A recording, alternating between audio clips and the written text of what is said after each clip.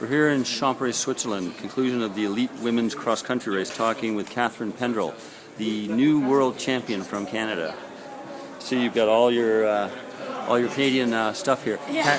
Catharine, you're the first Canadian woman to win the world title since Alison Sider in 1996. 15 years. Welcome home, Stripes. and you've been you've been a favorite, sort of building towards this moment for a couple of years now. How nervous were you going into this race? Holding that pressure on your shoulders. Probably the most nervous I've ever been for a race. It's funny. Like, as soon as I finished Val d'Isole, I started getting nervous for this, and then I had about 3 nights where I wasn't sleeping that well, and then I was like, okay, this is ridiculous. It's way too soon to be nervous, and kind of was able to manage it after that. And I knew I was ready. I knew that I had done the preparation with Team Luna, with Team Canada, on the podium. Support has been amazing. So everything has just been going so well. I knew I was ready, and so I was just trying to control the nerves as best I could. My Canadian teammates were awesome for that. Just helped keep me grounded, and they were so awesome out there on the course. Like, it was so loud out there on that climb with people cheering, "Go Kika!" Yeah, it was just an awesome day. Now, you had identified Maja from Poland as probably the main rival, especially after how she rode in Val d'Isole at the World Cup final. And the two of you got away on the first lap, and then it looks like it flatted. Had you already attacked at that point? Yeah, I had. I felt like I was maybe a bit faster on the top of that descent, so I had attacked at the crest of the climb and was leading the woods and opening up, and then going to the start finish. I was like, "Ooh, that's a bigger opening gap than I thought I would have gotten." And so at some point she had flattened in there.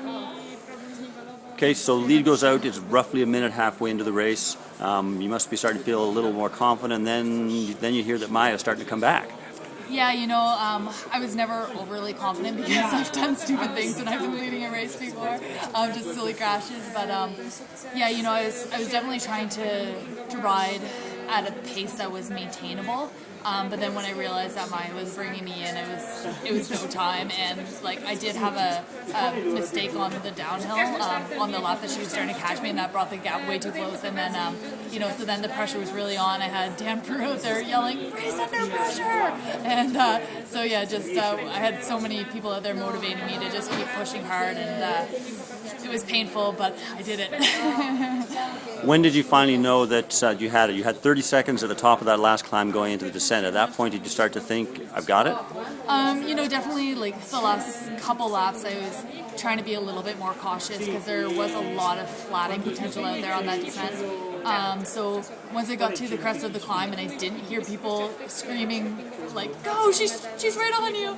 I knew that I probably had enough gap that I could ride it safe, not make a mistake on the way down, and then just ride it into the finish.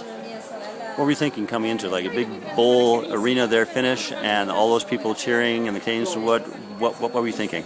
It was awesome. I had right before I came into the stadium, there were people there, "Flag on the left!"